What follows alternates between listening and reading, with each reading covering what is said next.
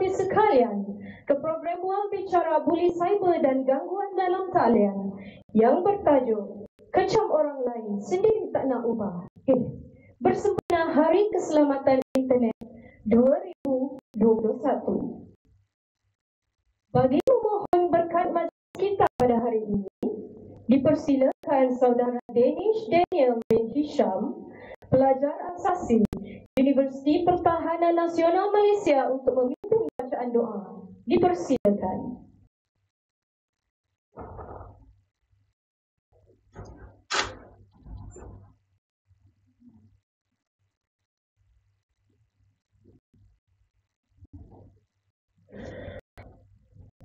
Nabi Karim Ashabil Kiram Al-Fatihah.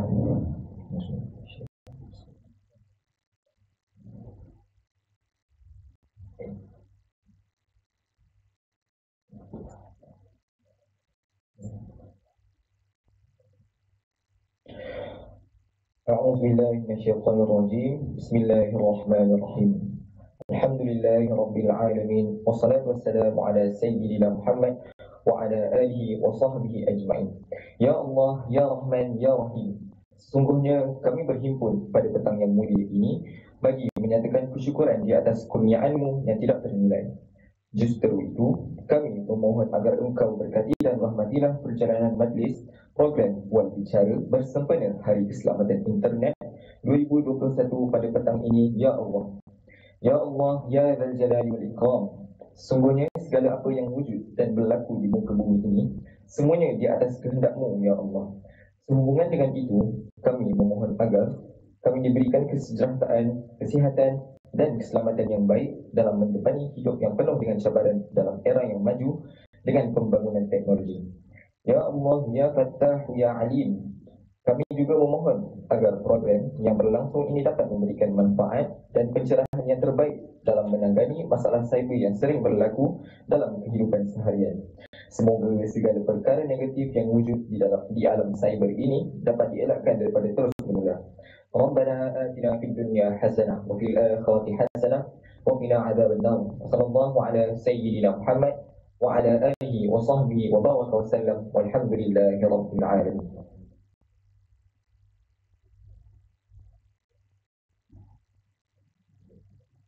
Terima kasih diucapkan atas bacaan doa sebentar tadi. Untuk makluman yang berbahagia Datuk, panelis dan para hadirin yang dihormati sekalian, program Bual Bicara ini julung kali diadakan di UPNM bersempena Hari Keselamatan Internet 2021. Di era digital ini, kita amat bergantung kepada teknologi dan internet yang dipacu oleh revolusi industri keempat dan teknologi 5G yang semestinya memberikan nafas baru dalam kehidupan seharian. Namun, teknologi dan internet seringkali disalahgunakan oleh mereka yang tidak bertanggungjawab sehingga berlaku pelbagai ancaman serta jenayah cyber. Sebagai pengguna internet, kita perlu sentiasa mengamal nilai murni, beretika serta saling hormat menghormati. Pembinaan sifat kendiri yang positif di alam cyber adalah sangat penting melalui etika cyber yang berlandaskan prinsip rukun negara.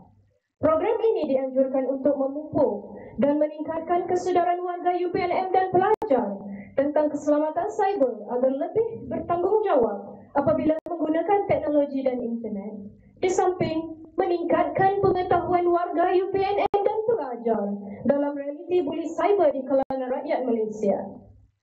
Yang berbahagia Datuk, panelis dan para hadirin yang dihormati sekalian, majlis diteruskan lagi dengan tayangan video berkenaan buli cyber dan gangguan dalam talian yang disediakan khas sempena Hari Keselamatan Internet 2021. Marilah kita bersama-sama menyaksikan tayangan video ini.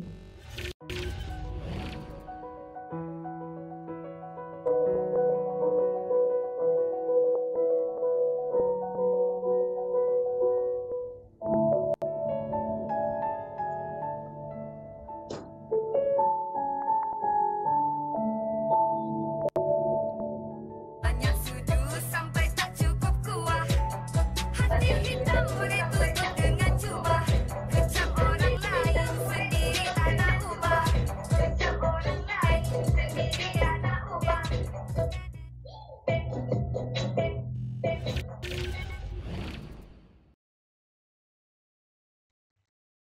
Tanpa membuang masa lagi, majlis bual bicara akan diteruskan oleh moderator kita pada hari ini, iaitu yang berbahagia Profesor Madya Muhammad Hazali Muhammad Khalid, Pengarah Pusat Keselamatan Cyber dan Revolusi Industri Digital.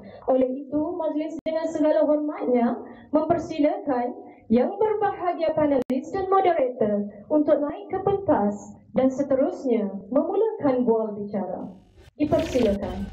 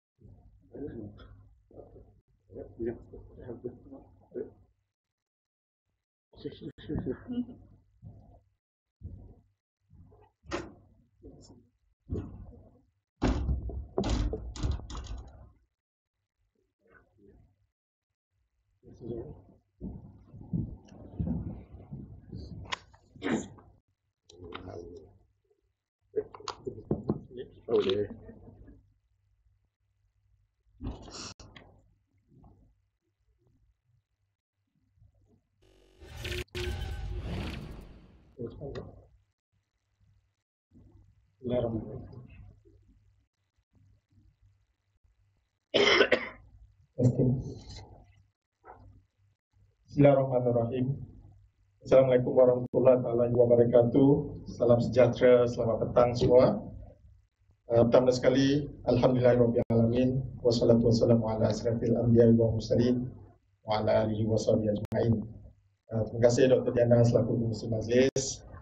Yang berbahagia pada penceramah, yang berbahagia Profesor Emeritus Dato' Dr. Tengku Muhammad bin Sendiri, yang berbahagia fellow utama Dato' Muhammad Akhtar bin Muhammad Yudin, yang saya hormati ahli-ahli akademik dan juga warga UPNM, yang saya kasih pelajar-pelajar UPNM, serta yang berusaha tuan guru besar serta guru-guru serta anak-anak murid sekolah. Ada beberapa sekolah yang kita jemput secara dalam talian. So apa khabar semua? Bertenaga dah start puasa ke? Khabar semua? Alhamdulillah. So selamat datang kepada semua yang berada di auditorium dan juga dalam talian. So selamat datang ke Cyber Security Awareness Talk UPNM Edition 2021. And this event is actually in conjunction with the Safer Internet Day or SID 2021 Malaysia chapter. The SID is actually all year round program that is initiated by Cyber Security Malaysia, and it was launched February this year. But the programs continues all year round. And Alhamdulillah, UPNM is also one of the strategic partners of SID. And this SID basically aims to build positive online attributes of self and space with cyber ethics, a safer ecosystem. So as informed by Madam Chair, I am Muhammad Hazali Muhammad Khalid, the moderators for today's session. And I'm also a director of the Cybersecurity and Digital Industrial Revolution Center. So give me a bit introduction about the center before we proceed with the bual bicara. It was formerly known as Pusat Keselamatan Cyber, and it was established in the year 2014 as UPNM being the premier university in defense and security. So we realized of the needs to be part of the cybersecurity strategies and initiatives that strive to assist security local agencies to strengthen their cyber defense capabilities, not only through the use of technology, but also through academic education and the creation of research and innovation. As we progress over years, so we also wanted to be part of Malaysia's initiative towards IR 4.0 Industry Revolution 1.0, in which we produce digitized and smart automation of cyber physical and cyber biological manufacturing system. So we venture and explore into this field. And Alhamdulillah, last February, our center was rebranding as Pusat Keselamatan Cyber dan Revolusi Industri Digital. So now we not only look into cybersecurity itself, that include offensive and defensive security, open source intelligence, cybersecurity education, digital forensic. We also look into big data for security and non-security, as well as information and electronic warfare. And now we have expand our areas into areas of IR 4.0 that include autonomous robots and intelligent sensors. So that's how we grow now. And I would like to take this opportunity to invite fellow researchers and also agencies that are related to security and defense to work together, as well as collaborate with us, especially in the areas of cybersecurity and IR 4.0 for the benefits of the country. Yeah? So that's basically about us. And baik, so tajuk buat bicara kita hari ini ialah Kecam orang lain, sendiri tak nak ubah. So ada sesiapa mungkin dah pernah dengar tentang lirik lagu ni kan? Siapa pernah dengar? Semua. Cuma kena mus tak pernah dengar yang apa nama tu? Juara lagu orang ni. Dia dengar irama lagu pada pasir. Okey, jadi ini adalah merupakan lirik lagu sebuah lagu terkenal lah, Tanah Air. Dan dikatakanlah penyanyinya mencipta lagu atau menyanyikan lagu ini ditujukan kepada warga netizen yang akan menyindir lah, tapi dalam masa yang sama memberi nasihat tentang pelakuan netizen yang sentiasa mengecam dan mengutuk penyanyi itu ataupun artis-artis yang lain, kan? Jadi kita sebenarnya setuju jugalah dengan kenyataan ini. So kita lihat sajalah komen-komen segelintir warga netizen ini berhubung isu-isu lebih lagi yang melibatkan artis, selebriti, pemimpin negara dan termasuklah golongan yang ternama. Jadi selain kecaman dan kutukan seperti itu, bentuk lain ialah seperti gangguan, makian, ugutan, menyebarkan posting yang buruk lah, yang bersama bahan bergambar yang buruk ataupun audio buruk. Semua aktiviti ini dengan niat untuk memalukan orang yang menjadi sasarannya.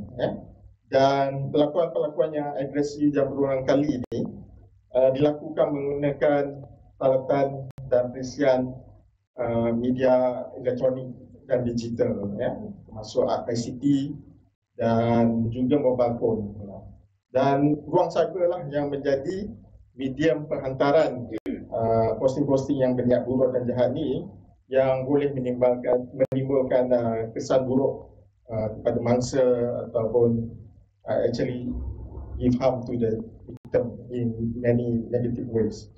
So ia berlaku bukan saja di sosial media, tapi juga berlaku di platform messaging, online gaming dan juga mobile phone. Dan secara inilah yang kita katakan sebagai bully cyber dan gangguan cyber atau cyberbullying and online harassment.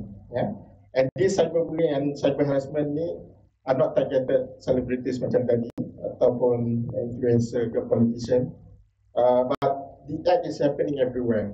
So especially it targets school children, teenagers and women too, as reported in many cases in the media and the internet.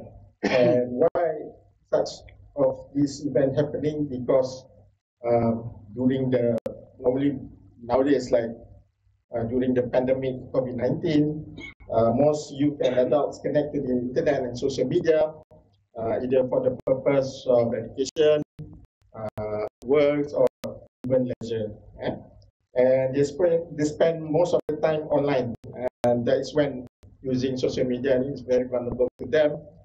it is misused or being abused by other users, and this is what is subjected to cyberbullying and cyber harassment. So it is very important to all of us, either you are academician, researchers, students, parents, educators, as well as social media operators and telco operators, to understand about the nature of cyberbullying and harassment, how to identify the types of such behavior, what cyberbullying can affect the mental health and psychosocial both victims and perpetrators, what are the ways that we can prevent them, and the importance of awareness program to the community, to the society, and to the educational institution.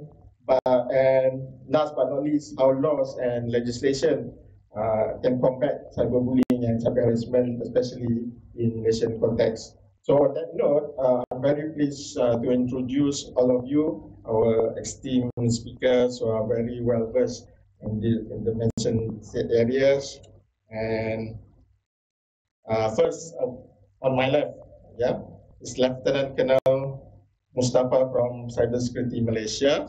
So I shall read down the biodata of Lieutenant Colonel. Panjang ni Colonel. So, but we want to know about you, yeah. Lieutenant Colonel Mustafa bin Ahmad, retired, is the Senior Vice President, Outreach and Capacity Building Division of Cybersecurity Malaysia, CSM. Prior to joining CSM in 2007, he has served more than 18 years in the Malaysian Armed Forces in various capacities, including a stint as a United Nations military observer in Western Sahara, Africa. And his last post was the commanding officer of the 6th Battalion of the Royal Malay Regiment. He holds a bachelor and master's degree in mass communication and political science from the University of Wisconsin Superior, USA, a postgraduate diploma in strategic studies from University Malaya, and a graduate of the prestigious Malaysian Armed Forces Staff College. Mustafa spearheads Cybersecurity Malaysia's Outreach and Capacity Building Division and contributed his thoughts towards cyber safety awareness and education program, targeting children, parents, teachers, students, and organizations. Mustafa has been recognized also as a leader in internet safety and digital citizenship, where he has been invited on various panels, forums, and conferences, created modules and national schools discourse competition with the Ministry of Education. So welcome, Lieutenant Mustafa. So our next speaker is Datin Mai Zailani Zainabidin. She is the head of prosecution department of MCMC. She obtained her law of degree in 1992 from International Islamic University Malaysia. She was admitted to the Malaysian Bar in 1993, started her career in law from 1993 as the Federal Counsel in the Attorney General Chamber. Then she joined MCMC as the Assistant Director of Legal Advisory Department in 2006, then was promoted as the Head of Investigation Department 2010 to 2020. Welcome, Datin. And our last but not least speaker is Dr. Asma Asalida binti Mahmud. Yeah. She is a psychiatrist and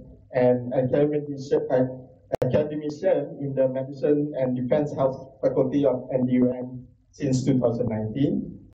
She obtained her medical degree from International Islamic University Malaysia and then pursued a master's study and successfully obtained the Doctor of Psychiatry from University Kebangsaan Malaysia in 2017. She has served the Ministry of Health for 11 years before she joined NDUM. Apart from teaching psychiatry, she also involved in organizing mental health awareness programs in UPNM, as well as working hand in hand with the UPNM councillors to propose a local mental health response team. She also provides clinical service at the specialist psychiatric outpatient clinic, Heart Mizan, and also part of psychological first aid PFA response team to the Heart Mizan frontliners during COVID-19 pandemic. She is trained to provide various psychotherapies such as cognitive behavior therapy, acceptance and commitment therapy, art therapy, and mindfulness therapy. Her field of interest include mood disorders, mental health in adolescents and young adults, and mental health advocacy. So welcome Dr. Asma. So this is the playground of Dr. Asma lah, FPKP ni. So so thank you speakers for joining us today, and I really appreciate that you have taken the time to do this. For the first part of the session, I shall invite each panelist to give 10 minutes talk, just to share some of their perspectives on these issues that maybe relates to your expertise as well as your organization and position in your organization. So the second part, we shall move to the conversation with the panel with me. And then I shall open questions and comments from the floor and also from the online participants to all the panelists. And lastly, we will do the wrap up. So in order today, we are going to hear from the Colonel Mustafa from CSM, Dr. Mai from SNC, and Dr. Asma of PNM. So and with that, let's start. Without further ado, I would like to invite Colonel Mustafa to give his talk. Thank you. Okay. So, I want to normally, I was also an instructor dalam military, so I understand. But can I use the rostrum? Is it okay? So that I can see both left and right. Sure. All right. Sorry.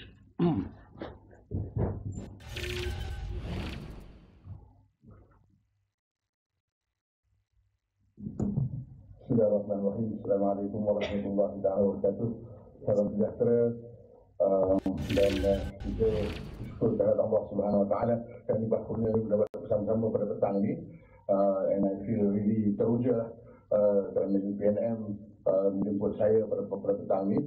Dan juga tak lupakan yang berbahagia Datuk Profesor, moderator dan juga my fellow speakers. Basically, my presentation today was the first 15 minutes for Prof. Azali, but anyway, when we are here today, basically we are trying to discuss, and I'll be using both language, English and Malay. Unfortunately, I cannot speak Tamil, and also, but some people can teach English in Tamil. But anyway, okay, so basically, and also quite, remember, I'm Lieutenant Colonel, retired, not retired. Okay, but basically today, I think we do it secara santai, and memanglah di Kirana tu also kata masa tengok apa ni anugerah juara lagu tu teruja jugalah dengan AA tu. But basically apa yang kita buat, dia punya siapa yang jaga ni bila next please. So kita gitu kita klik, so kata I next you on. Okay, ini disclaimer, next please. What happened? Okay, I will talk a little bit on penubuhan cyber security Malaysia. Basically, we were a very quick one. 1997, we started as a mindset di bawah MOS. Kemudian in 2001, we became identity security emergency response. We call it MISA. Then after that, we were taken out from MOSTI at the time, and then reported and reported to MOSTI as the company limited public guarantee. Kita ni bukanlah satu entiti kerajaan, tetapi we are dalam mode orang kata CLBG ataupun company limited by guarantee with government. 2007 we rebranded. Untuk arwah JJ was there.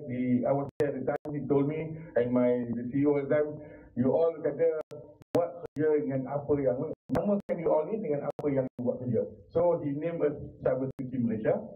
And 2018 setelah Pakatan Harapan mengambil alih, mereka mengatakan bahawa we need to move. So but I think it was a good move. Now we are now under Kementerian Komunikasi dan Multimedia. Next, please. Very quick one. Okay, this is our function. We start out as mindset. We look at the community response team and also at the issues. We have cyber emergency services, professional development outreach, school equality, so on and so forth. So banyak perkara yang kita lakukan ialah melihat kepada isu-isu yang insiden-insiden yang berlaku di atas internet, dan kami juga menasihat as a technical advisor to the government on any incidences that happen, including high profile cases. And recently we have not authenticated yet whether it's Ibrahim or Zahid Hamidi on that team, but I mean dia kata 10 kali dia ni, so we don't have to do our job anymore. So we have the ability to authenticate voice. It happened once masa kami buat, you remember not the incident, it looks like me, it sounds like me, but it's not me. Okay, there was one time so we finding yang mengatakan bahawa it looks like you and then it sounds like you, and it happened at satu sendiri aja yang berlaku. Okay, okay. Now these are all the services that we have in the division. Cyber security responsive, more onto digital forensic and also into any incidences and also any denial of service, so on and so forth. So we are doing that. Cyber proactive services, ini more onto in terms of auditing and ISO 17024 common criteria. Please look it up. Please look up. Maybe what I'm nak explain you will be not already enough time. Outreach and capacity building, kawan luar, but I name it as Jabatan Dakwah dan Tarbiyah on the internet. Okay, and then strategic study and engagement, more into the strategic study on the future, and last but not least, research and development. Okay, now let's go into the crux of the things. Next, please. Okay, ini basically apa yang kita lihat di sini ialah tahukah anda that 50% daripada kanak-kanak yang bersekolah, menengah dan juga berinteraksi melalui media sosial tanpa pemantauan Ubah. This is one of the things that yang menjadi satu kegusaran. Keduanya, 1 every 4 children di Malaysia menghadapi masalah penyisihan, hutan dan gangguan dalam talian. Dan 1 daripada 4 kanak-kanak yang dikaji mungkin akan bersetuju untuk berjumpa dengan seorang yang baru dikenali mereka di internet. 94% daripada kanak-kanak di Malaysia terdedah kepada pornografi dalam talian, dan ini merupakan satu fenomena yang kata not only I'm a parent of 5 children, but luckily that my youngest is form 5 already, dan yang 4 tu dilahirkan bukanlah bersama-sama dengan gadget-gadget. So yang last kali ni susah sikit.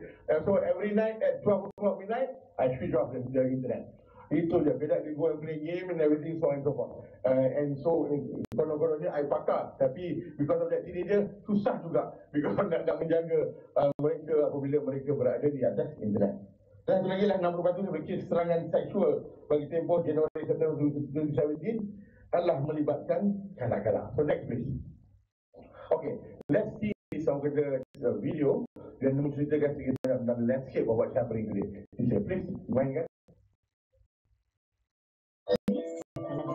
Gelombang internet dan teknologi digital yang pesat lebih dari 1 dekad. Populasi internet Malaysia hari ini mencecah angka 24 juta. Kadar penembusan internet mencecah 78%. Hampir 90% penduduk negara kita menggunakan internet setiap hari. Namun, adalah statistik ini sahaja yang kian meningkat? Seiring dengan kemajuannya, Malaysia kini menghadapi arus pergolakan baru dari alam cyber.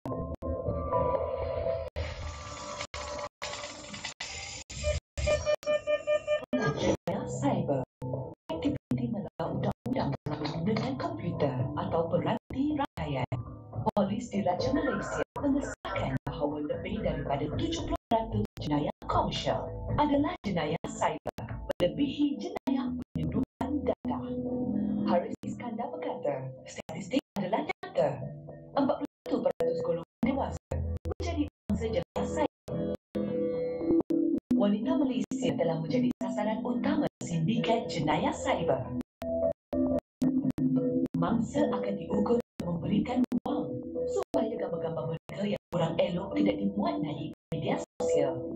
Mangsa ukuran seksual cyber paling muda di Malaysia berusia hanya 14 tahun. Buli cyber. Setiap hari, 1 dalam 4 kanak-kanak Malaysia mengalami penyisihan, intimidasi dan gangguan di atas talian. Amat menakutkan melihat bilangan kes bunuh diri di kalangan belia meningkat dengan mendadak belakangan ini seiring dengan penggunaan media sosial yang meluas. Duta Cyber Safe, Lisa Surihani, bimbang dengan penularan kes buli cyber. Tahukah anda, baru-baru ini seorang remaja perempuan berusia 12 tahun telah menggantung dirinya setelah dipersenda tentang rambut dan pakaian beliau oleh pembuli cyber? Bahaya media sosial. Media sosial adalah punca pelbagai ancaman digital berbahaya, di mana anda dan anak-anak terdedah kepada gangguan dan ancaman seksual serta fitnah atas talian.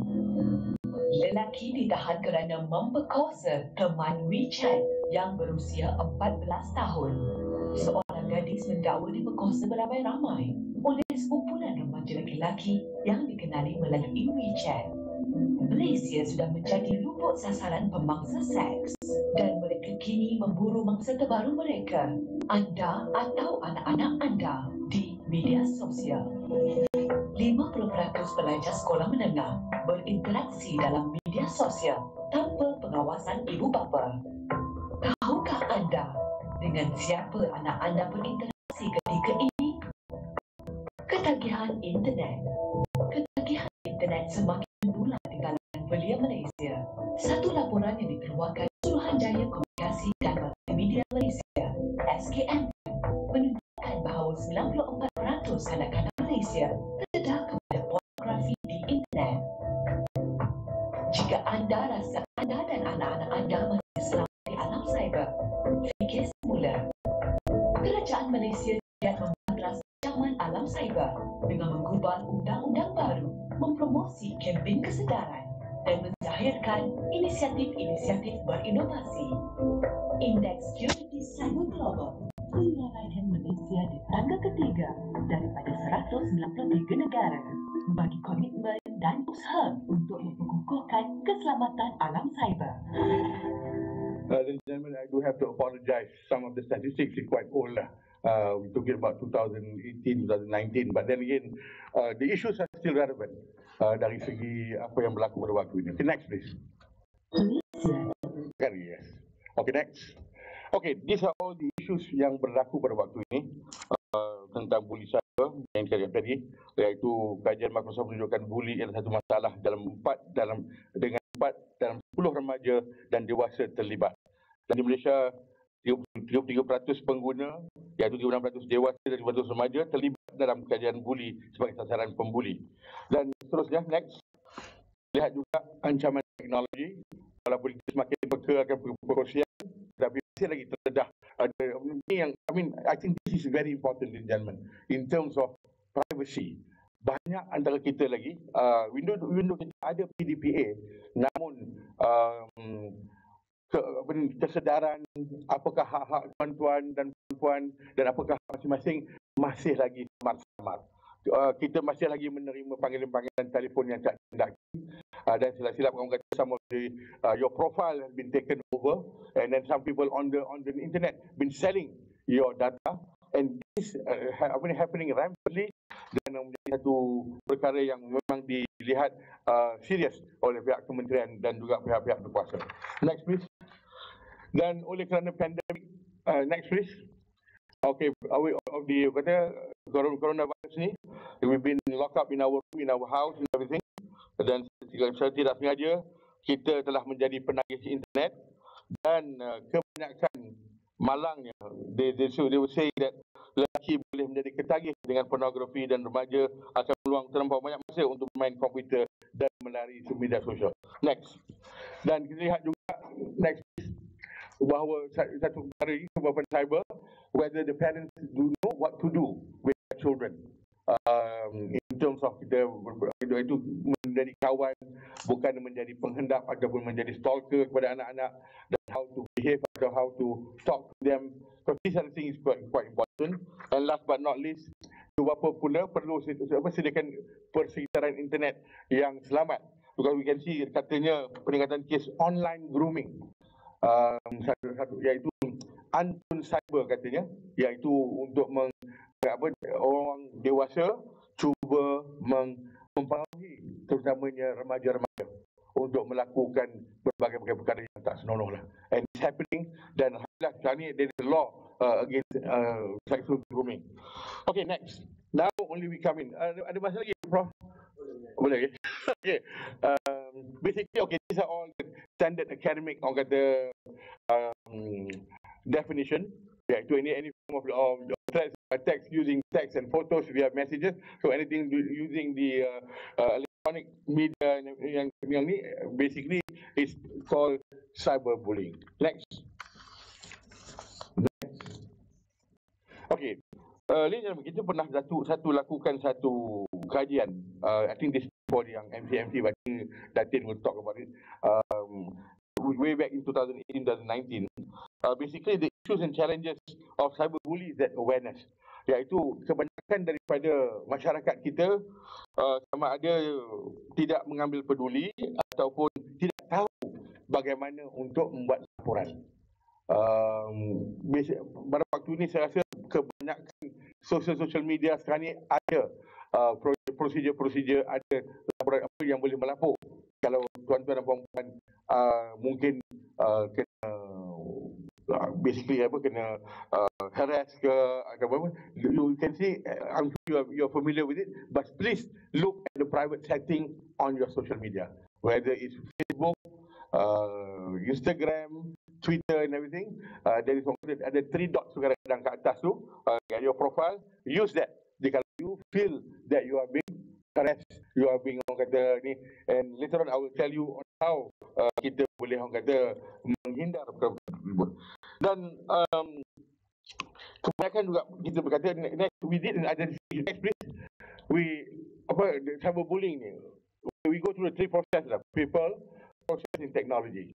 People, of course, lack of awareness on cyberbullying among internet users. Process, there's no clear act. Yang ada kita ada Akta Multimedia 233, kita ada nak ambil later kita will talk about it. But basically tidak ada satu undang-undang lagi. Baru kita nak lihat, tapi masalahnya our parlimen pun tak bersidang lagi ni. Katanya nak masukkan rang undang-undang baru berkenaan dengan Akta Cyberbullying, and alhamdulillah I was part of it dengan MMU. We look into how to look into cyberbullying, but then again it's very susah nak prosecute lah. But I want to talk ini on the legal part. But I've seen in school yang selalu menjadi masalah yang kadang-kadang yang kegusaran ibu bapa di sekolah sekolah. Apabila murid-murid menceritakan kepada kaunselor, dan juga ni malangnya cerita tadi tersebar. Sepatutnya cerita tadi private PNC, private confidential, tapi sekarang ni orang tengok, orang lihat dah menjadi satu perkara yang tak sepatutnya berlaku begitu. And this is what we are lack now in Malaysia, unfortunately. And technology, of course, there is no technology atau infrastructure yang boleh identify and terminate or auto-block website yang against the law, example porn websites and so forth. And also the lack of technology to track and identify cyber criminal. Okay, now next, basically this is statistik yang kami terima di Cybersecurity Malaysia pada tahun yang banyak, ada tahun peningkatan pada tahun 2018, kurang sikit, yang paling banyak 2016, dan 2020, tahun 2020 dengan adanya pandemik tu pun bertambah 229 insiden yang kami terima, dan ini adalah umurnya antara 0 ke 18 dan juga 26 and above, dan yang paling banyak ialah 26 ke 40 tahun. We have not looked into why, but basically mungkin those people are more onto the net at the moment. Okay, next. Okay, ladies and gentlemen, daripada apa yang kami terima di Cybersecurity Malaysia, bukanlah ni, but ini contoh yang kami terima. Ini yang pertama ialah ugutan sebar video. Kebanyakannya berlaku there also yang kata, I've seen some military friends also who came to me. Tuan kata, Allah, saya buat sedap. Dia dah kata bersama dengan orang Filipin di other side.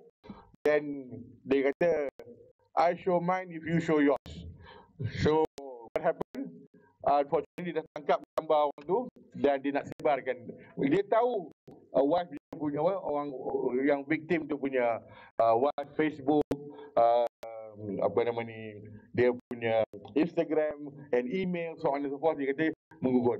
And suddenly he wanted, yang kata yang buat tu mahukan duit. But then again, it will never stop. So what I told him to do, first and foremost, minta maaf dulu. Minta maaf to all you ni, because there's no way you be able to, orang kata, if you pay them off, they will still want money, and orang kata, it will be going on. Okay, next. Profile. No, sorry. Belakang balik. Dah satu lagi. Patah balik. Sorry. Patah balik. Tak habis ni. One more. Yes. Profil palsu akan timbul semasa pilihan raya, akan timbul semasa banyak yang kena hijack dia Facebook, so on and so forth, and we consider that kata kebanyakan memang mereka mengeluarkan kenyataan yang tidak begitu bagus dan mesej yang mengganggu penyebaran maklumat, komen dan mengejek. Okay, we can next please. I want to go to the ni, but I think I'm taking all your time, but these are all etika cyber ni bukan dengan Safe Internet Day. Never mind, I can share this with you, but it's not that important. But I want you to see this video, which I feel is very important. Next.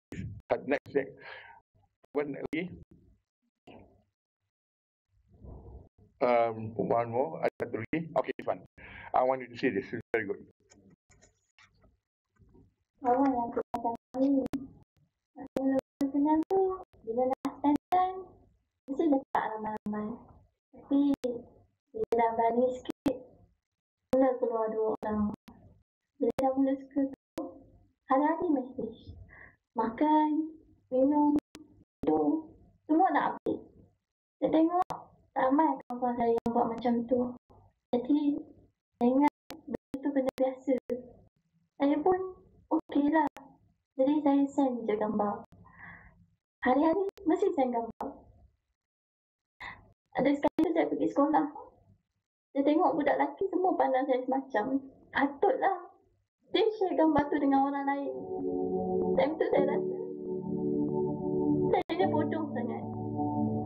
Bila saya minta break, dia ukur. Dia kata nak hantar gambar tu kat page sekolah. Dia nak hantar gambar tu dekat mak ayah saya. Saya rasa stres sangat-sangat time tu. Sampai hari-hari saya fikir nak bunuh diri. Sekarang ni, gambar-gambar saya ada kat dia. Jadi, saya tak boleh nak lari daripada dia. Saya tak tahu nak buat apa. Saya benci budak tu. Saya benci sekolah. Saya rasa malu sangat. Saya betul-betul menyesal.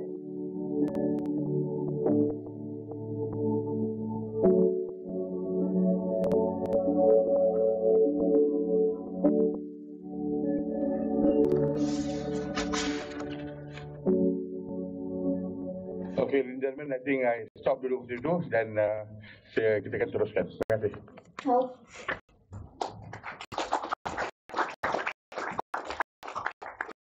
Terima kasih, Dr. Ubah, Mustafa. I'll invite Dr. Nabil Main to give your talk. Okay, all right, thank you. I feel more comfortable there.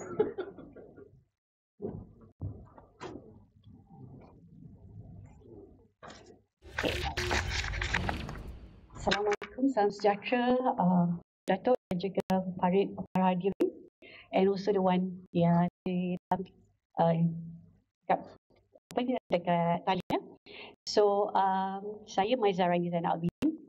Thank you so much to UPNM for inviting us to share our experience berkaitan dengan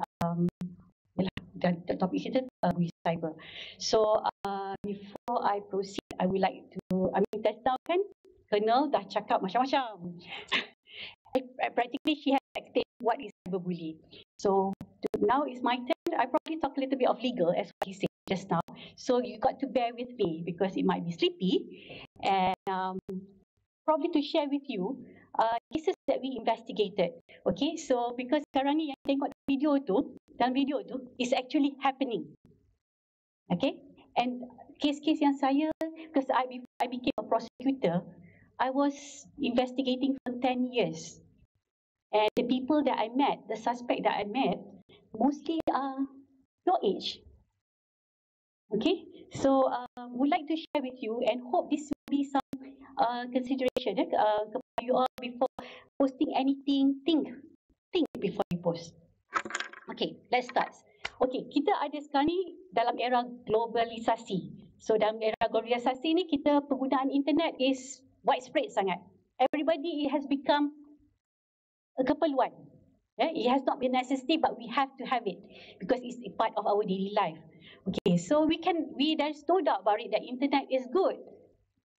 It's a world of information. Okay, it's where we can communicate and everything. Memang betul.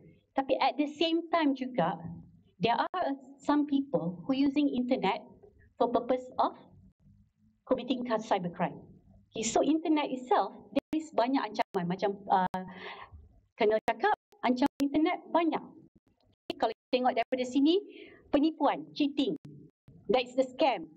Yeah, and juga dengan penyebaran ideologi negatif, eksploitasi wanita dan kanak-kanak, and hasutan. So those things that you see dalam internet yang berkaitan dengan kecaman kepada kerajaan, institusi kerajaan, pemimpin, all those things happening. But berita palsu, fake news is common happening, and I still, whenever I go anywhere atau balik rumah, my father will say, betul ke ni? Macam as if I am ni kan. But kita ada sebenar.my, so you can always check whether the news is fake atau tidak. And the thing that we are talking about sekarang ni ialah gangguan, harassment. Okay? Macam one of it is bully cyber. So because with the evolution of technology, you tak boleh nak elak that it culminates this negative behavior among certain people, kan? And then somehow it will lead to social problem. Macam kena cakap, usage of internet kalau it's not be controlled, it will lead to social problem.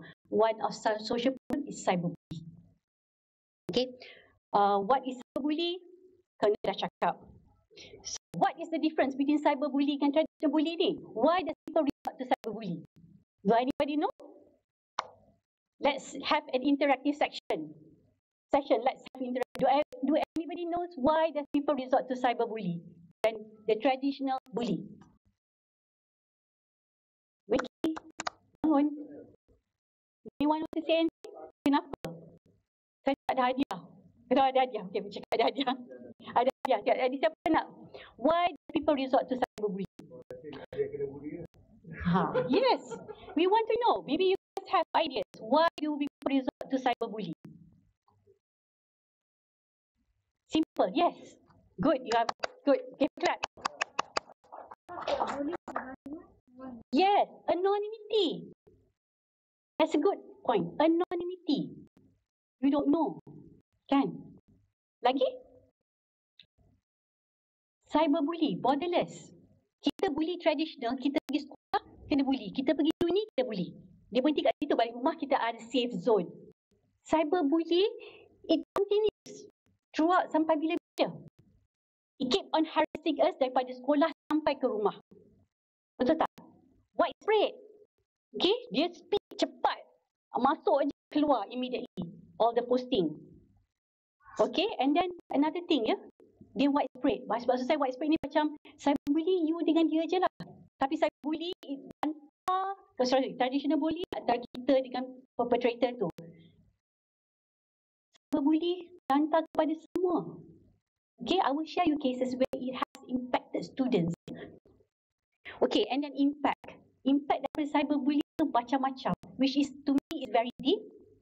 Because continuously giving you mental torture, you lose self-esteem, you lose confidence and everything. Okay? So, for MCMC, next. Okay, just to share with you, ya. Tekankan lagi. These are some of the acts that regulate cyber, ya. So, kita ada Akta Jenayah Komputer, kita ada Kanun Keseksaan, Penal Code, kita ada Akta Rumah Judi Terbuka, Akta Hak Cipta, Akta Sultan. Tapi I'm focusing on Akta Komunikasi dan Multimedia, iaitu di mana kita jalan siasatan on misuse of social media. Next. Okay, I just would like to tell you, when it says that whatever is illegal online is also illegal offline. Okay, so sebab akta kita is very neutral basis. Dia tak ada macam Prof cakap, kita masih belum ada akta spesifik for cyberbully. Tapi undang-undang kita ada. Sebagai contoh simple, ya kan? Cheating dalam bawah penal code. Is cheating traditional cheating? Cheating menipu lah yang kita berjumpa. Tapi sekarang kita ada cheating through online. Ya, macam kita purchase barang, kata barang ni beli iPhone for 2,000 saja. I have cases, orang pergi beli iPhone 2,000 saja. Beli. Happen to my own daughter punya friend yang cakap kat saya, "Mak, what can we help?" "Yeah, what can we help?" Mula minta 2,000. Lepas tu tak cukup, minta 1,000. Ada dah, she paid 8,000 for an iPhone. Okay, so this is happening. Okay, CMP, kita ambil tindakan bawah section 23331A. Dalam section ini, kita criminalize the act of buat dan memulakan perhantaran kandungan yang mempunyai sifat lucah, sumbang, palsu, mengancam dan jelik dengan niat untuk sakitkan hati, aniaya, ugut dan ganggu. Okay? So this is bagi saya section ni very wide and it covers everything. Okay, and hukuman dia is 50,000 atau 1 tahun penjara. Yeah.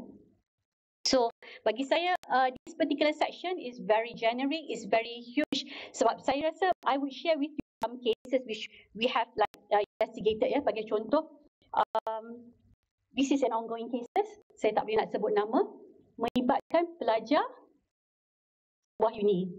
Okay, selalu kes-kes macam ni kita panggil revenge porn. Datuk, revenge porn atau they call sextortion lah. So, revenge porn is when you share someone punya personal image atau video without their consent. And in this case, selalu kes macam ni melibatkan kes relationship, okay, between girlfriend boyfriend, masa bercinta, semua kita nak share. Semua kita nak share, ya. Yeah? Parents, I want to tell because I would like parents to also know this. Semua nak share. Okay. Mandi kat toilet. Ambil selfie, kan kita suka selfie. Mandi kat toilet. Ini kat asrama pakai baju macam ni. Okay. So what happened was they were couple. She shared about 100 photos of her intimate photos to the guy. Okay. And then after a few months of together, they broke off. What? The guy sent the photo to the parents. Okay, so nakkan dia balik. You not know the basis of it. I pun tanya, kenapa you hantar? You nak dia balik, kenapa hantar kat mak bapak dia? Dia hantar kat mak bapak dia. So masa dekat mahkamah, saya sedih tengok muka bapak dia. Bila ditanya soalan, adakah ini gambar anak tuan? Dia cakap, minta maaf saya tak sanggup nak tengok. Tapi sebab saya di mahkamah, dia kena kecam gambar tu. Minta tengok, adakah ini anak tuan? Anak dia. Bagaimana perasaan ibu bapa? Masa seronok tak ingat. Tapi bila dah jadi kes ini, gambar-gambar tu dipertontonkan di mahkamah terbuka. Dan ramai orang ada di sana. Okay? And also beware, whatever that you post in internet, remain in the internet. You tak boleh cakap kat MCMC, boleh tak tolong buangkan benda ni? MCMC tak control. They are all the platform providers yang buat. So, dia kata kita tak boleh nak control. So whatever is in the internet remains in the internet. And when you do something like that, please bear in mind that your career path lagi lama, orang sekarang ni majikan akan tengok internet. They can search apakah dia punya dulu-dulu ni orang apa kecenderungan dia, apa kesalahan yang dia lakukan. So you see apa dia punya perasaan yang dilalui oleh budak tu kan. Dah lah maruah dia dah kena yalah, dibuat sebegitu kan. So it's very important, ya. So that before we post anything, think wisely. Yeah. I would also like to share for you, ya, satu kes yang kita dah dakwa, ya. This next.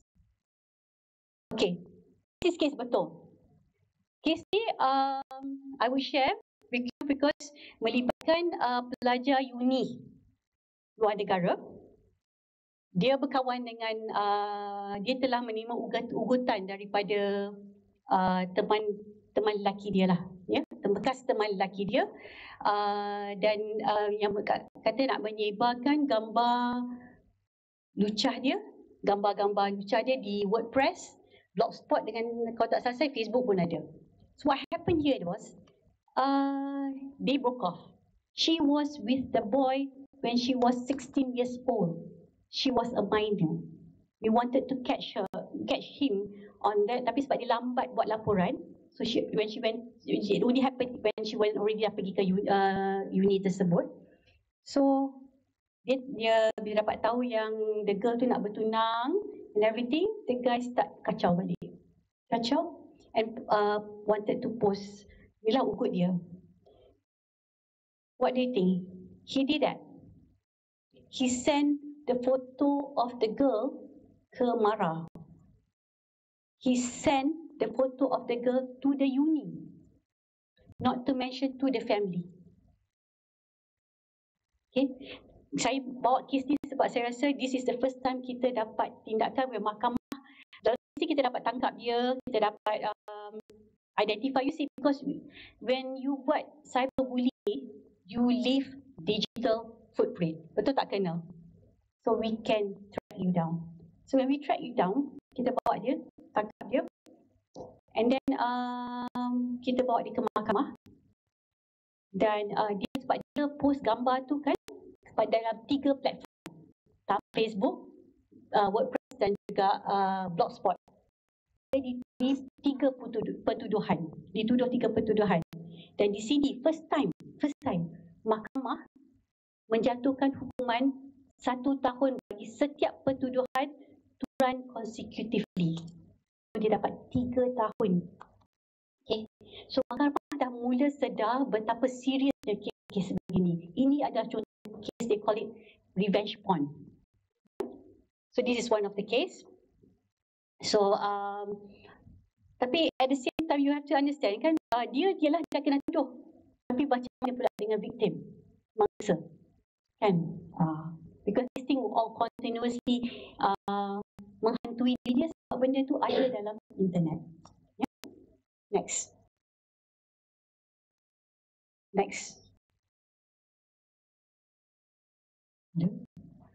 Next please. Okay, so this is another case of also revenge porn. This guy is a programmer.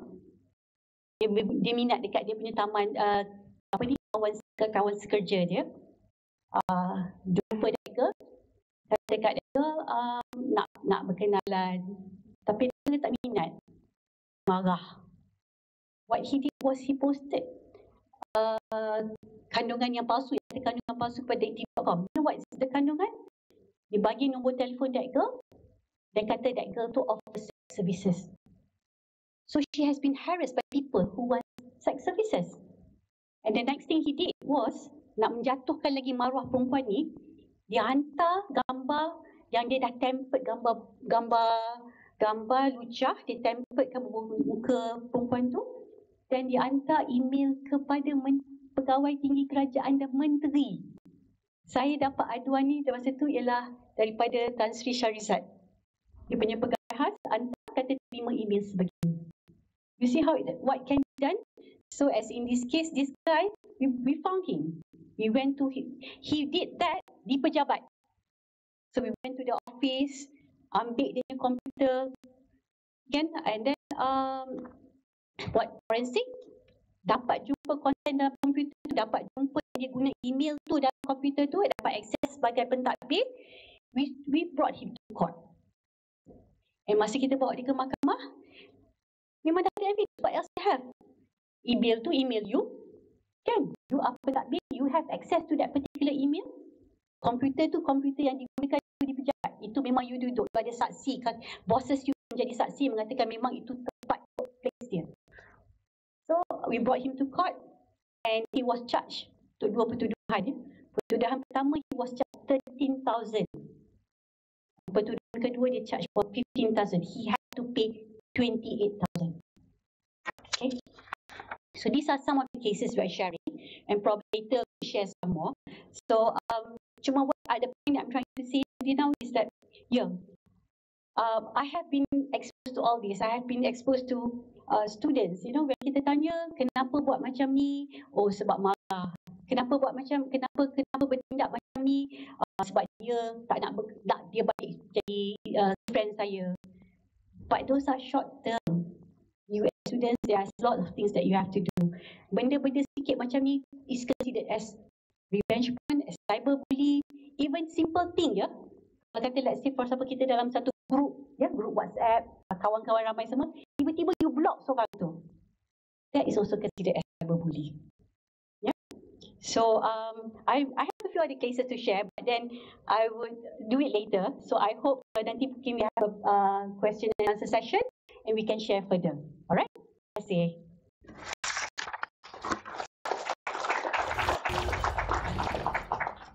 You have it now. The best one now to give the report.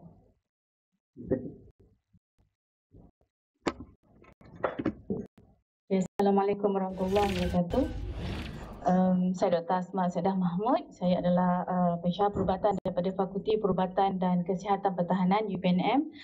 Saya berterima kasih kepada pihak penganjur kerana menjemput saya untuk berkongsi tentang impak cyberbully terhadap kesihatan mental. Okay. Sebelum itu saya ingin minta izin, saya akan menggunakan dua bahasa untuk menjelaskan tentang perkara ini. Okay, so before we know before we talk about cyberbullying in detail, what are the impact on mental health, we want to know who are the people involved in this cyberbullying.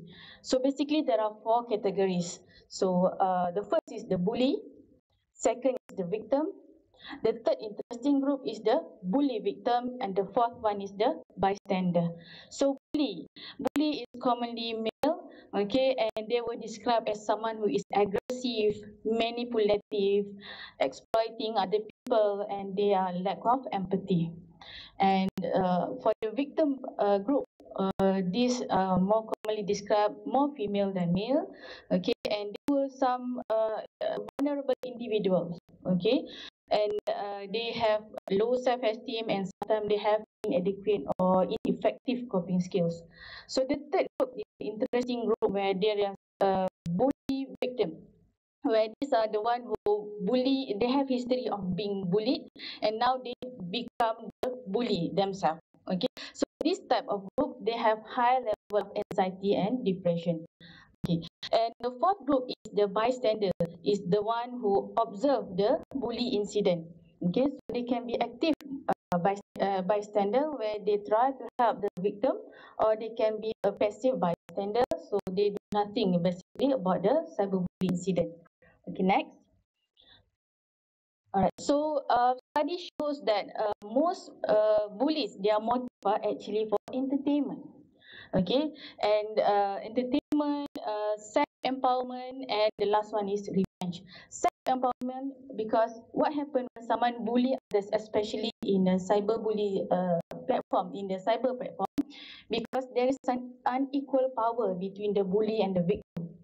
Okay, so the bully, they were anonymous. They can reach many people. They have no boundaries. They can do the bully action anytime, anywhere. So they have overpowered the victim. Okay, so that's why they think that when they do hurtful things to other people, they feel self-empowered. Dia rasa lebih hebat lah bila dia dapat bully someone else. Okay, and interestingly, for bully victim group, there is significant high level of revenge. The motive is to revenge to other people, probably those who bullied them before. Okay, next. So who is being a victim? Actually, any one of us.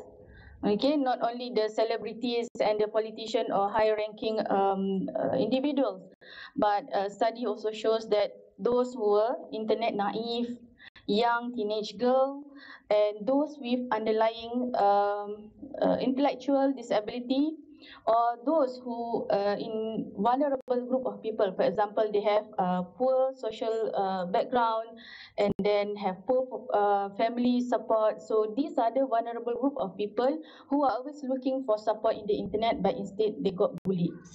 Okay, next. So these are the common psychological sequelae of cyberbully victim. I try to group it into four main groups. So the first one is the initial emotional reaction. Second is the psychosomatic symptoms or the physical symptoms. The third one is behavioral changes, and the fourth one is psychiatric disorder. So about 50% of the bully victim reported to feel upset and sad, and then also feel embarrassed and shame. And about 30% also feels anger towards the bully, and some also reported to feel anxious or nervous when they try to surf the internet. Okay, so these are the initial emotional response of the victim, but it can also lead to physical responses, or what we call as psychosomatic responses.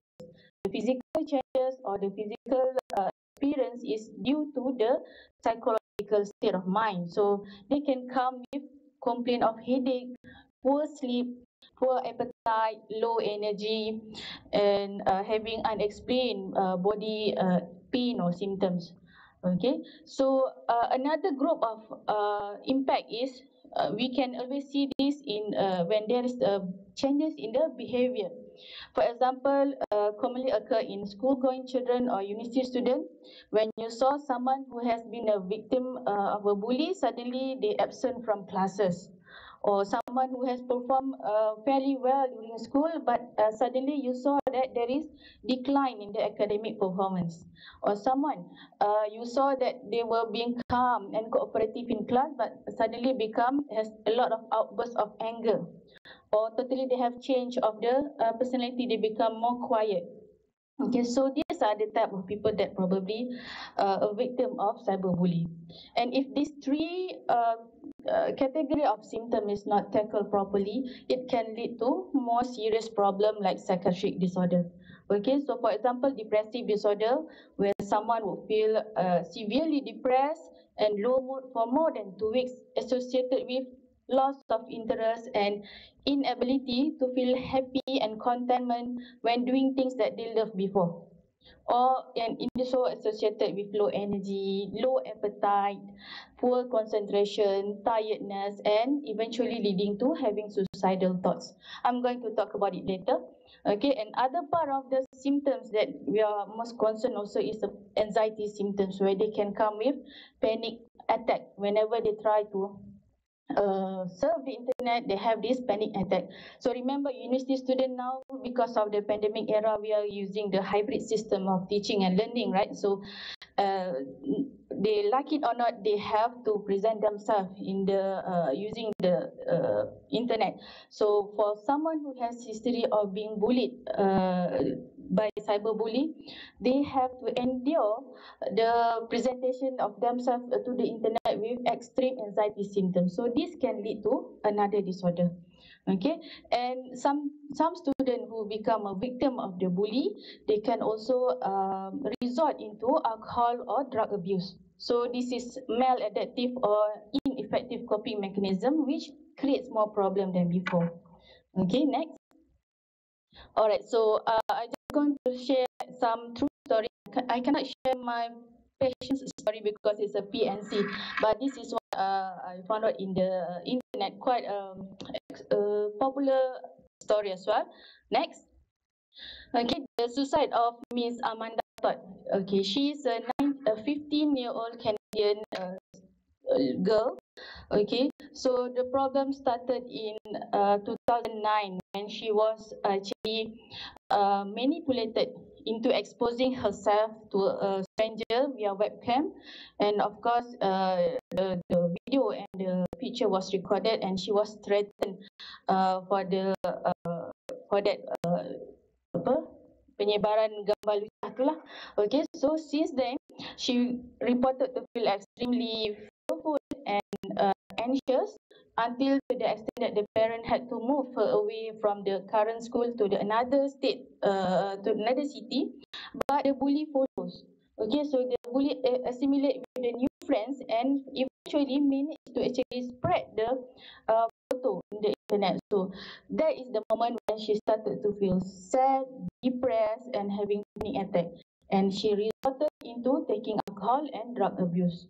So unfortunately, they changed her to another school. The bully still continue. Now it involves also physical bully because the evidence is there already in the internet.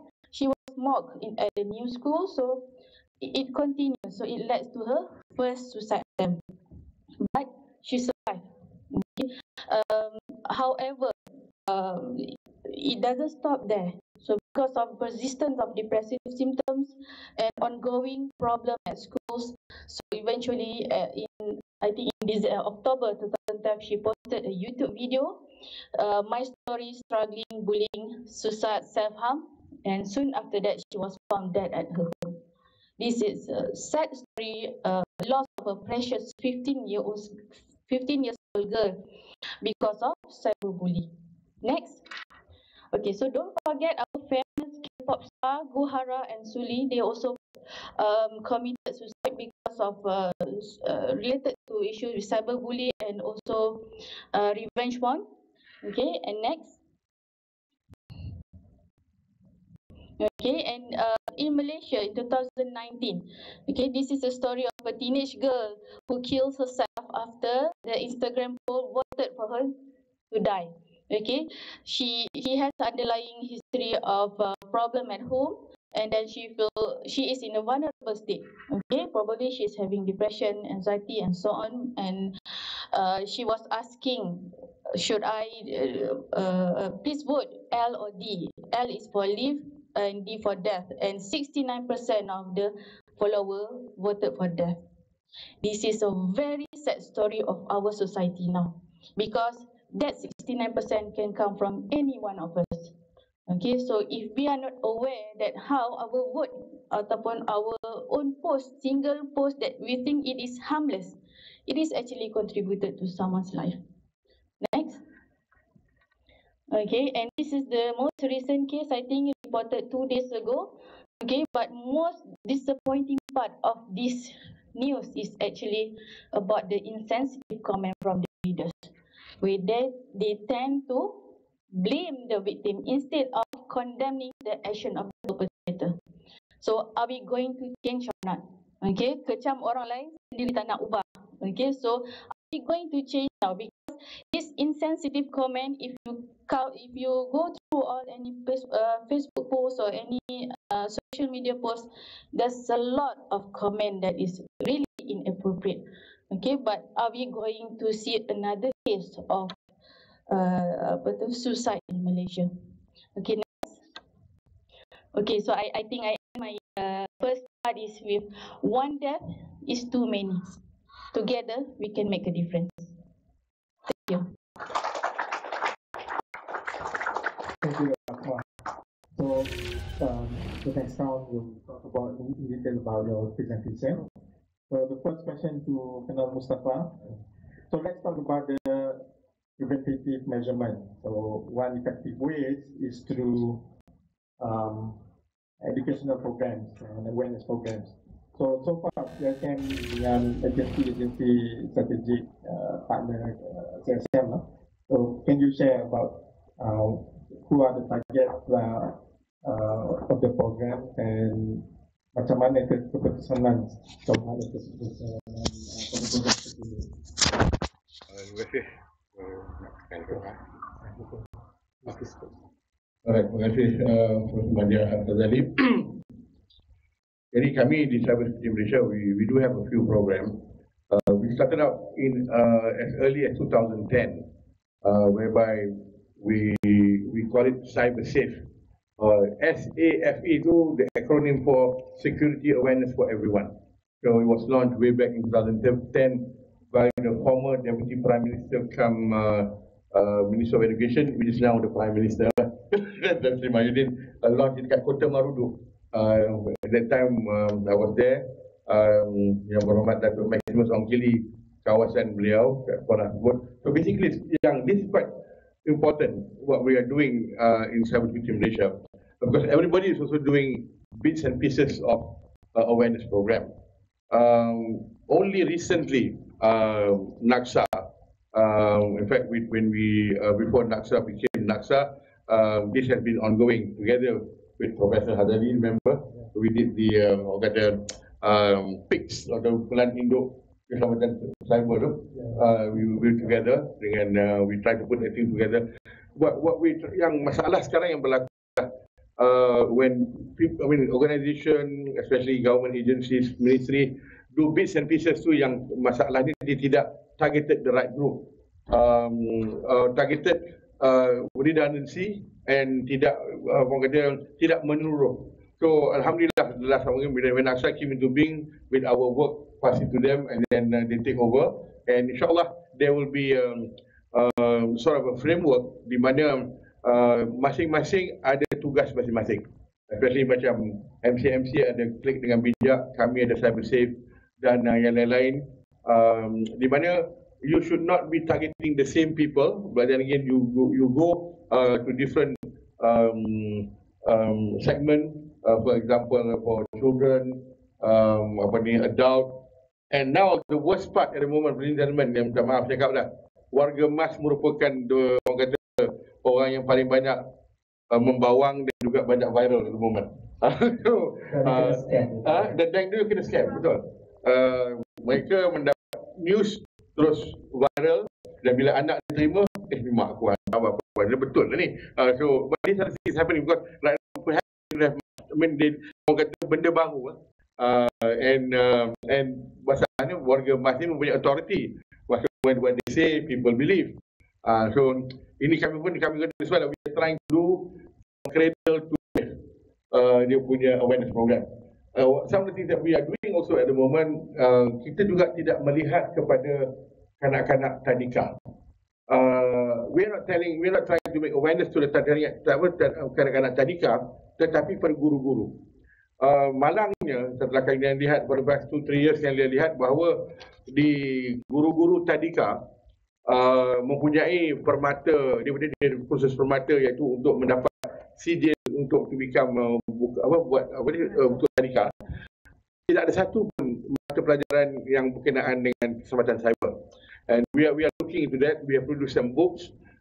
Dan sini kita nak target because the teachers do not know how to teach atau to expose the children in terms of orang kata on what are the gadget, whatever. Yang masalah kebanyakan mak bapak sekarang ni, maaf cakap, they are using that one kata as what cyber nanny lah. Nak mendiamkan anak, memberikan telefon, I was also guilty of that one time lah, but nanti baik sedar lupa. So but we have to remember those gadget does not orang kata dia nak bagi dia senyap, nak bagi apa, kita berlaku, kita menggunakan tersebut. Dan ini adalah detrimental. I'm sure you know better, Dr. On psychiatrist on that one. Then also we are now kalau ada satu, you still have my slide tak? Ada tunjukkan yang satu yang quite apa ni, yang kami bangga lah. Dia slide I think 26 and above lah. Boleh go to that kan? Tunjukkan slide semua. Yes. Dan tunjukkan bahawa kami telah memperkenalkan modul keselamatan kesedaran cyber di sekolah-sekolah daripada darjah 1 sampai ke tingkatan 5. Patah balik lagi. Okay, stop there. Next. Okay, ini kami melakukan baseline survey in 2018-2017, and these are the result lah. Next. Okay, saya pun tak nampak tu. Okay, some of the dapatan. 86% of students from Form 1 to Form 5 have a smartphone. 90% students from Form 1 to Form 5 have social media account. 50% of students interact online with parental supervision. 6% in secondary interact online from 1 to 4 hours daily. But the recent statistic yang saya dengar from MCMC mengatakan bahawa they are now spending 5 to 12 hours. Mungkin kerja sekolah lah kot. Walau bagaimanapun, I think 5 to 12 hours still a long time. Okey, daripada kajian ini adalah dapatan-dapatan yang kami dapati. Next please. Ada 4 main issues requiring intervention. Yang pertama adalah merupakan cyberbullying. Yang keduanya ialah social media issue. Ketiganya cybercrime dan last but not least internet addiction. So from this kami create kata bersama-sama dengan akademia jugalah di next please, that this is what we call the National Cybersecurity Awareness Module. Pada waktu ini kami sedang migrasi data kami konten-konten tersebut ke anda access KPM punya server di sana, dan di sinilah kita dapatkan 6 modul yang mana menceritakan juga ataupun to talk about this lah, iaitu the teaching module is online behavior, social media, cyberbullying, screen time management. This is quite important. We've got this from our counterpart in Australia. Dia kata do that. How you manage screen time. Next is general safety and digital citizenship. So these are the things yang kita kata for the first time kita ada satu modul yang mana diintroducekan di sekolah-sekolah yang kami berharap akan mengefektif. Dia macam learning LMS lah, learning management system. Kanak-kanak sekolah boleh pergi ke sana on their own dan juga bersama-sama dengan guru-guru, so that dia boleh orang kata look into that. Dan in the meantime 2021 and above ni alhamdulillah benda tak masuk, kami tak masuk sekolah lagi, tapi dah kerajaan dalam ni dalam RMK 12 dia suruh buat the 2.0 pula. As you know, technology move so fast and all this industrial revolution apa semua ni, there are more other issues, and we insyaAllah this year we are doing another survey and with parents to find out what are the issues on the ground at the moment. So insyaAllah kita, the last one yang kita buat ni lebih kurang 8,400 students, and this time around they said they give us some money to go to up to 10,000 school children insyaAllah. Terima kasih dengan lanjutan daripada kenyataan kenal tentang awareness program. So mungkin soalan seterusnya pada Dr. Mai lah. So dalam our neighbor countries lah, like Philippines, so dia ada Anti-Bullying Act. So this is introduced during 2013, and the laws requires elementary and secondary schools to develop their anti-bullying policy. So each school must have this anti-bullying policy, just like enforcement security policy, password policy, and so on. But this is the particular policy on COE. And you have mentioned we have laws, current laws on CMA and the CMA dan penal code. So do you think is it educated enough? I mean, for the current laws in Malaysia ni, ataupun ada neighbor country ni dia dah establish ataupun buat undang-undang terkini ataupun yang specific to anti-bullying, and also Singapore juga kan, Singapore juga ada what they call Ubah ataupun protection from harassment, so very specific on the online harassment. So can you give opinion lah, should Malaysia has our own new act ataupun expand saja daripada the current act? Thank you so much, Prof, for that question. I think it's a very good question. And to answer you, I think currently is in the drafting stage of the anti-cyberbullying. Memang kita ada dalam proses tu lah. Tapi while waiting for the thing to come, because proses nak buat akta ni makan masa, kan? So while waiting for it to be berkuasa, pada pandangan saya undang-undang yang sedia ada ni adalah educate now. For example, saya bagi contoh penal code. Bila kita cakap penal code, there is a provision under penal code section 385. Please 385, yes. 385 is talk about extortion. Okay, we have a provision under 292, possession of obscene materials, distribution of obscene materials. Ia tidak specifically dealing with cyberbullying, tapi ada related to it. Another is section 2331A macam yang mana dikuatkuasakan oleh MCMC. That is a much wider provision which covers everything. Okay, and pada pandangan saya rasa macam for example section 233 even walaupun selalu kes-kes sebegini yang dirujukkan kepada MCMC, pihak polis sendiri bila dikatakan dibuat laporan kepala polis memandangkan perkara itu melibatkan internet, dia akan rujuk kepada MCMC. So kita akan siasat. So bagi saya 2331A is wide, tapi sekiranya kita ada a specific act that deals with cyberbullying, because melihatkan yang perkembangan dia dah amat mengembangkan, it's best to have one that's specific. Okay, because yang saya cakap tadi yang 2331A itu does not talk about cyberbullying, but it talks about transmission of content, penghantaran kandungan yang bersifat jelik, lucah, sumbang. It covers everything. Bila you baca balik yang 5 elemen tersebut, it covers everything there. Yes, and then niat dia apa? Sama lah juga untuk intimidate, untuk harass, mengancam, mengugut kan? So bagi saya is educate while waiting for the specific act to come. Okay, so Dr. Asma, so you mentioned about the symptoms related to the effects of cyberbullying. So what type of helps you can offer atau anyone can offer their help on bully victim ni ataupun macam mana? So what type of treatment there are? Kalau boleh dapat buka sambungan kepada slide saya so that dia boleh guide. Okay, so basically pertolongan ni biasanya kita fokuskan kepada victim kan, mangsa. Kita jarang fokus kepada bully. Tapi kalau kita recall balik tadi ada kumpulan ketiga iaitu bully victim, yang mana mereka ini dapati ada tinggi level anxiety dengan depression. So kita perlu bantu juga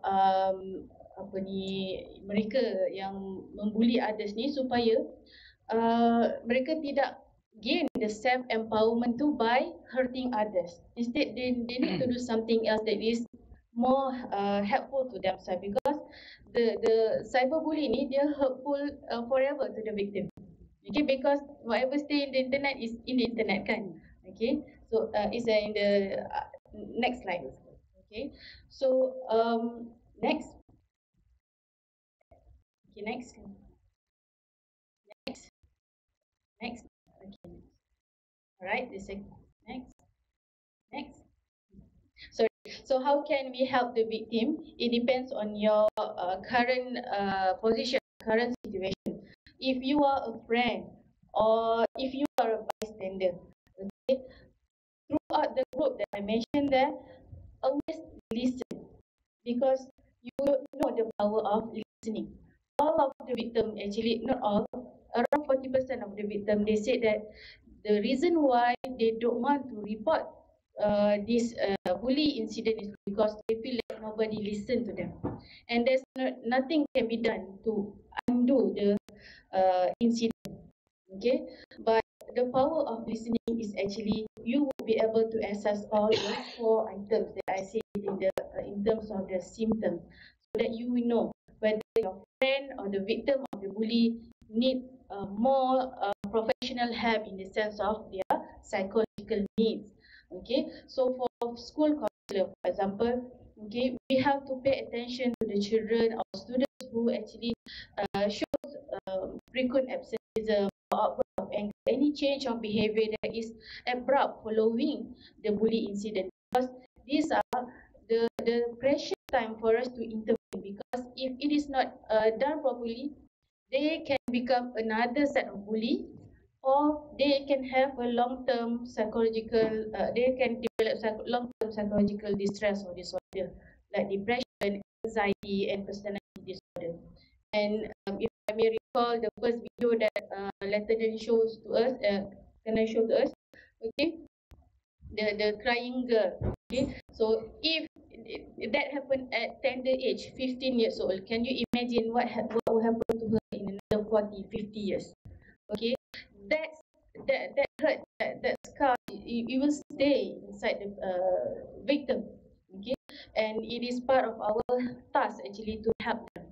But we don't want to wait for the victim to come. Okay, it is more importantly for us to create awareness to prevent the cycle first before they create another more victim of the cyberbully. Okay, next. So I just want to highlight this because it is commonly done by us. Okay, so please avoid telling some dismissive remarks or victim blaming or even revenge bully. So dismissive remark can be as simple as alah kau ni benda kecil pun nak bising, sikit je dia ejek tu. Okay, or just focus on other mental life, don't care about that, it will go on later on. It won't. Okay, as it can eventually hurt the patient and they can come, with suicide and any other problem as well. Okay, so victim blaming, like the recent last 2 days, the comment from the readers, itulah siapa suruh sendiri cari pasal. Okay, dia yang mengundang, kenapa pergi buka baju depan orang.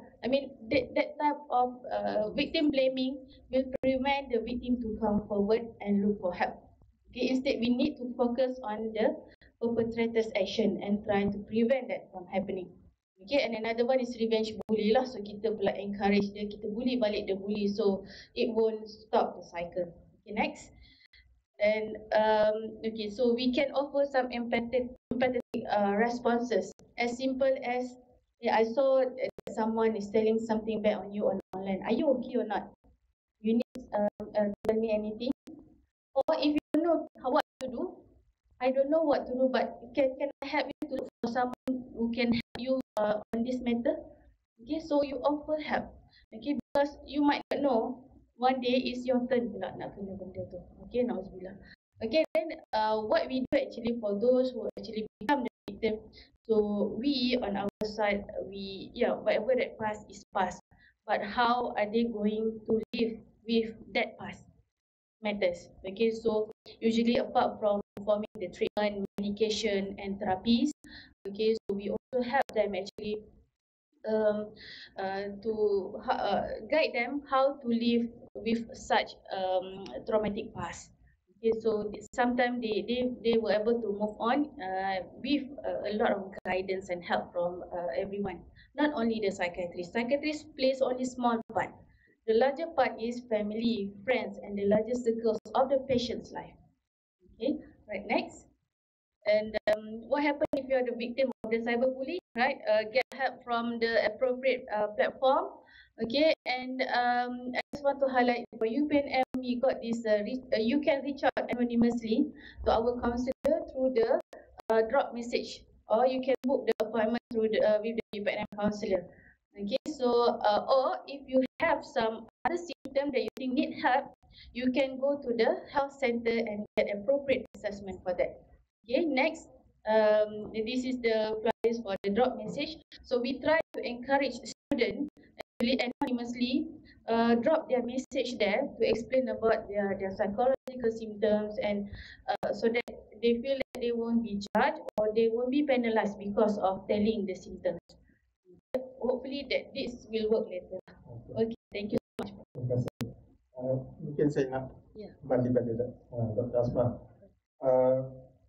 KKM ya, kita ada perkhidmatan kesihatan mental dan sokongan psikososial, terutama suatu pandemik COVID-19 ini. So di mana sesiapa boleh membuat panggilan ini dan berkaitan tentang sokongan emosi dan kaunseling, utamanya disebabkan faktor kehilangan pekerjaan, tiada pendapatan, masalah hubungan, perspektif negatif orang lain. So adakah ini boleh membantu melalui talian psikososial KKM? KKM tak ada salurannya khas untuk mangsa cyberbully, tetapi kalau kita tengok yang next slide ni, okay, ada there's a few helpline platform and resources that you can look for. For example, befrienders, they were available freely. So when you have any depressed mood or even suicidal thoughts, you can straight away call them, and they will listen to you. They are not going to ask. I mean, you can tell them anonymously. Okay, so it is part of psychological support for them. And another one is SOS, Malaysia Mental Health, MIASA, and etc. So seeking for information and help through online is encouraged. But if let's say we think that we have some depressive symptoms and we want to do some online therapy ourselves, I will not encourage that, because we might not know that our symptoms probably indicating something else. So probably that therapy is not suitable for us. So we need to have a proper health assessment first. Thank you. Soalan untuk Maya. So dari segi penguatkuasaan ni, sama MCMC ataupun PDRM, so kita ada undang-undang tadi. So boleh ceritakan tentang penguatkuasaan ni, macam mana cara pendakwaan ataupun ada monitoring sistem yang kita MCMC gunakan untuk melihat sosial media di Malaysia lah, penggunaan biasanya.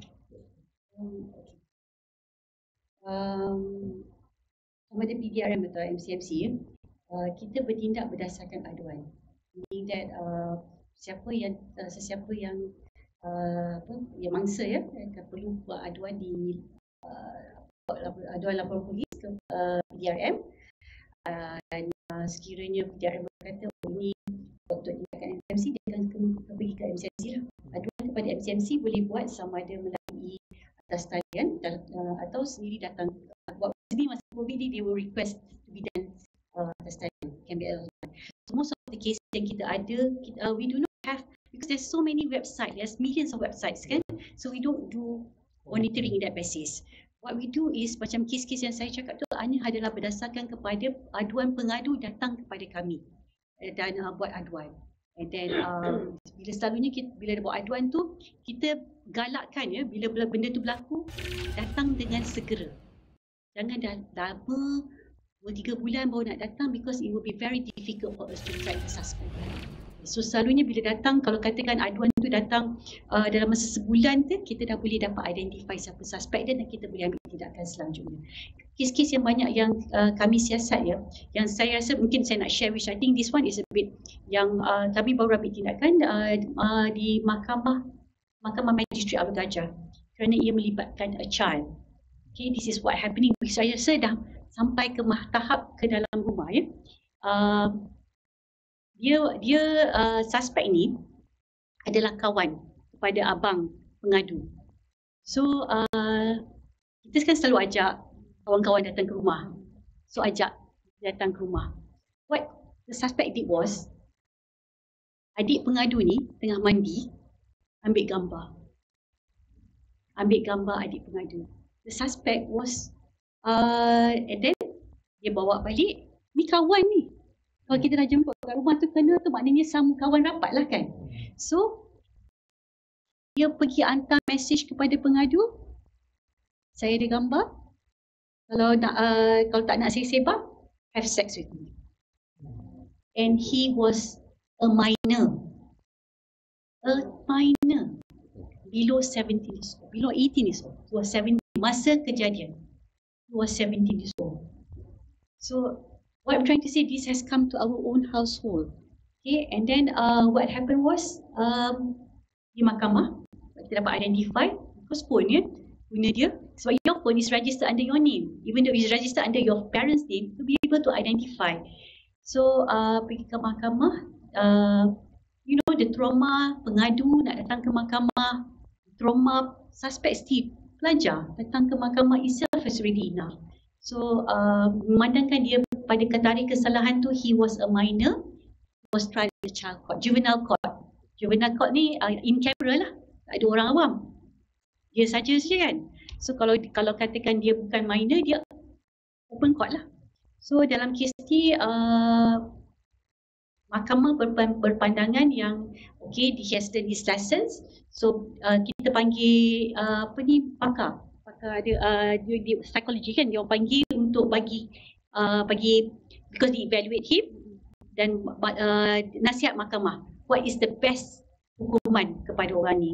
So lepas dengar dua orang pakar, so mahkamah dah putuskan untuk bagi dia bond berkelakuan baik dengan 2,000 jaminan.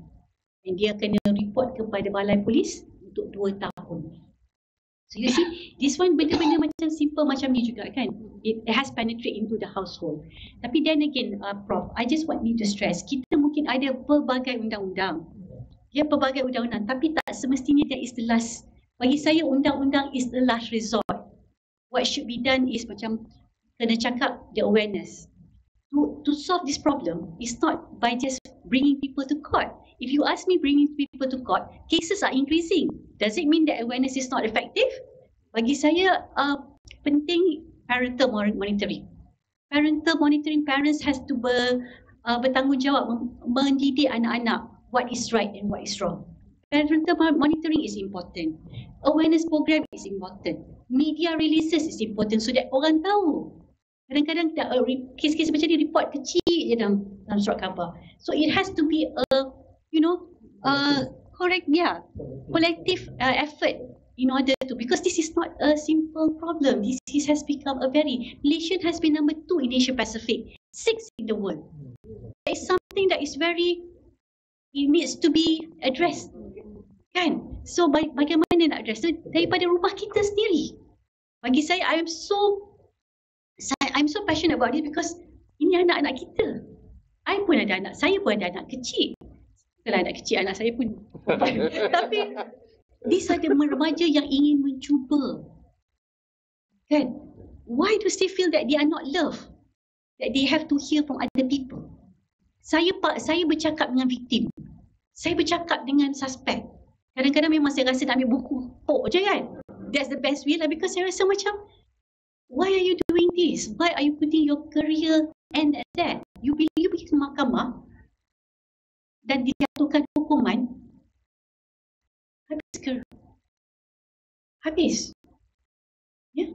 So I think macam you ada undang, macam-macam undang you boleh ada. Tapi kalau tak ada benda-benda ni to support, there's no point. Okay, thank you. Terima kasih, Dato'. So memang seperti yang Dato' Main sebutlah, ranking Malaysia tu sangat menakutkan lah. Pada masa yang sama, ITU juga, kita ada cyber security index. Malaysia is one of the top 20 nation in the world have cyber power kan. Tapi the negative side itu yang berlaku. Macam mungkin saya quote lah, siapa pernah kenal Tim Berners-Lee atau Sir Tim Berners-Lee, computer science student kita tahu. So dia the founder and the founder of the World Wide Web. Yeah? So Sir Tim Berners-Lee ini dalam anniversary in the last year kan, dia kata dia bagi page, dia kata web is no longer safe for women and young children. So this is a true story lah yang banyak yang kita lihat. So dia urge technology developer put safety features lah, apart from the apa yang lagi preventative measurement lah. Tetapi developer juga perlu ambil berat responsible ya apps. Mungkin untuk penutup kena Mustafa boleh sebut pasal technological safety features ni. Masalah cyberbully ni, there is no teknologi yang boleh monitor ataupun boleh catch ke atau filter ke. Tapi salah satu isu yang mungkin sorry macam moderator pula. Kata saya tengok apa orang kata yang when it comes to, we have a child line 15999 kan, yang panggilan-panggilan tu. Tapi dalam beberapa interaksi yang saya buat dengan KPWKM ni, masalahnya those people, especially for children, orang yang di belakang telefon, yang mengambil telefon ni not trained to handle children. It's very dangerous lah bagi saya lah. Dan we have already brought up this, tapi dia kata because of budget and everything. Kalau kata bab-bab rumah tangga apa kan, 15999 tu tak ada masalah. Tapi untuk kanak-kanak itu satu. Keduanya, bagi saya pula, kita concentrate on the victim, but what about the perpetrators? adakah dia naturally become bully ke, ataupun ada long history of dia punya parents, orang kata in that way. Maybe it's high time, ataupun dalam bidang psikologi ke apa-apa, adakah bagaimana nak treat orang yang bully orang ni? Adakah dengan undang-undang saja ke? I don't think that one should be there. I mean, they should also be treated, orang kata, equally. Rehabilitate. And I think kita lack benda tu di sini di Malaysia pada waktu ni lah, rehabilitation. Sebab saya nampak kebanyakan pembuli-pembuli ni come from a broken family, orang kata masalah macam duduk dekat PPRT. I mean, memang few cases yang tengok satu rumah yang 2 bilik tu dekat 8 orang. They never have enough time to stay in the house. Then this is happening. Dan ni kata yang masalahnya miskin-miskin bandar ni lah. We should be worried about this. Orang kata yang mana satu drastic action need to be taken lah. That mula-mula dulu. Orang kata rumah-rumah dulu tak boleh. Because hari ni kebanyakan anak-anak akan spend outside of the house. They cannot spend that, macam kata, how many 15 feet, square feet dalam tu lah. So back to your question. Teknologi. Dan again, teknologi yang kita ada sekarang ni dah, kadang-kadang dia dah nak pakai analytics ke apa-apa ke, there might be on the yang what we develop at the moment dulu on banyak pada Inggeris, but now we can go to bahasa Malaysia. Bahasa Malaysia ni susah tau. Orang kata banyak sangat telur Kelantan, telur ni. So it's not easy to do. I'm sure some of you students are all analytics kan. So these are the things lah, orang kata, that we can look into. But again, at the end of the day, I think education, awareness, but satu lagi lah, iman dan amal kita lah. Orang kata iman kita, percaya kepada Tuhan tu. Betul lah yang kata rukun negara tu kan, percaya kepada Tuhan. Kesopanan dan kesusilaan need to be, that's the most important thing. You kata masalah kita kadang-kadang kita ni kadang-kadang dia ada dua psikologi lah, dua karakter kan, apa panggil schizophrenia apa ni, dia apa, not really about what I'm say that budak-budak apa